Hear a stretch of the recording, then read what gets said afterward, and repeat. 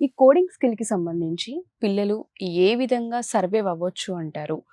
ఈ స్మార్ట్ వాచ్‌కి సంబంధించి ఏ కోడింగ్ ద్వారా ఇది వర్క్ అవుతుంది అంటారు? ఇది ఫస్ట్ మీకు వర్క్ అవ్వాలి అంటే మొబైల్‌కి కనెక్ట్ అవ్వాలి. మొబైల్‌లో ఆ పర్టిక్యులర్ వాచ్ యొక్క యాప్ ఉంటది. ఆ యాప్‌కి కనెక్ట్ అవ్వాలి. యెస్. సో, ఆ కనెక్టివిటీ మనం బ్లూటూత్ ద్వారా ఇట్లాగా చేస్తాం.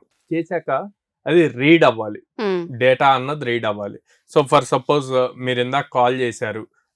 నాకు కాల్ వచ్చింది. మీరు కట్ చేశారు ఫైన్. ఒకవేళ నేను దానికి రిప్లై పంపియాలి, నేను కట్ చేయాలి అంటే చేయొచ్చు. డైరెక్ట్ గా మొబైల్ తో సంబంధం లేకుండా ఇక్కడ డైరెక్ట్ కట్ చేయొచ్చు. ఆర్ సమ్ క్విక్ రిప్లై ఇవ్వచ్చు అనమాట. మెసేజ్ కూడా ఇవ్వచ్చు. అదే మీరు వాట్సాప్ మెసేజ్ పంపించినా కూడా ఆటోమేటిక్ గా నేను కొన్ని ఫిక్స్డ్ మెసేజెస్ పెట్టుకొని వాటిని రిప్లై ఇవ్వచ్చు. ఆర్ ఎల్స్ నేను టైప్ చేయొచ్చు ఇందులోనే. ఆ ఫెసిలిటీ ఉంది.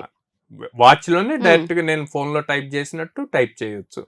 So 2 thing. లేదా నేను వాయిస్ మాట్లాడి అట్లాగైనా పంపించచ్చు. ఓకే.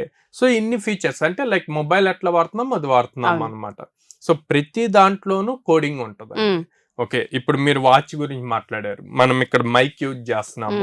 ఈ మైక్ లో కూడా కోడింగ్ ఉంటుంది. సో కనెక్టివిటీ అవ్వటానికి. సో ప్రతి దానికి ప్రతి హార్డ్వేర్ డివైస్ లోను ఎంతో కొంత కోడింగ్ ఉంటది.